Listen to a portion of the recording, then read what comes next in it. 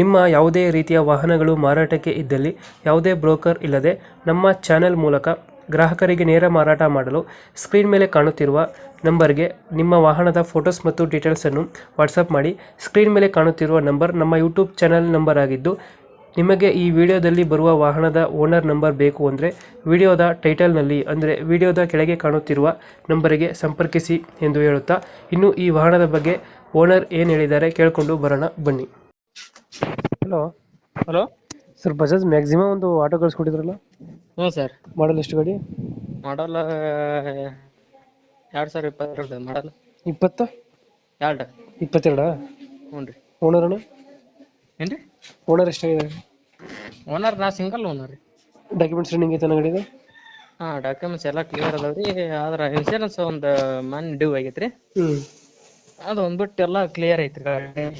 ಅದನ್ನ ಮಾಡಿಸ್ಕೊಡ್ತೀರಾ ಹಂಗೆ ಕೊಡ್ತೀರಾ? ಏನು ರೀ? ಅದು ಮಾಡಿಸ್ಕೊಡ್ತೀರಾ ಹಂಗೆ ಕೊಡ್ತೀರಾ ಅಂದೆ?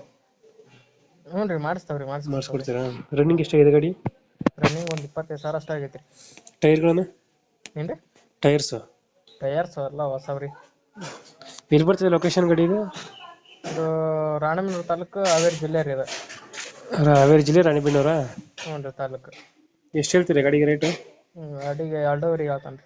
2.5? ಹ್ಞೂ ರೀ. ಫೈನಲ್ ಎಷ್ಟು ಕೊಡ್ತೀರಾ ಇದು? ಫೈನಲ್ ಅದ 10,000 ರೀ, ಹೆಚ್ಚು ಕಮ್ಮಿ. ಒಂದು ಸಲ ಚಿಕ್ಕ ಮಾಡ್ತೀರಾ? ಹ್ಞೂ ರೀ. ಓಕೆ ಓಕೆ, ಅಪ್ಡೇಟ್ ಮಾಡ್ತೀವಿ ಗಾಡಿನ. ಹ್ಞೂ ನಮ್ಮ ಕಡೆಯಿಂದ ಬಂದರೆ ನೆಗೋಷಿಯೇಟ್ ಮಾಡಿ ಗಾಡಿ ಕೊಡಿ ಅಣ್ಣ. ಏನು ರೀ? ನಮ್ಮ ಕಡೆಯಿಂದ ಬಂದರೆ ಹೆಚ್ಚು ಕಮ್ಮಿ ಮಾಡಿ ಗಾಡಿ ಕೊಡಿ ಅಂದೆ. ಹಾಂ, ನಿಮ್ಮ ಕಡೆ ಬಂದು ಹೆಚ್ಚು ಕಮ್ಮಿ ಗಾಡಿ ಕೊಡ್ತಾವ್ರಿ. Thank you. ಹ್ಞೂ, ಸರಿ.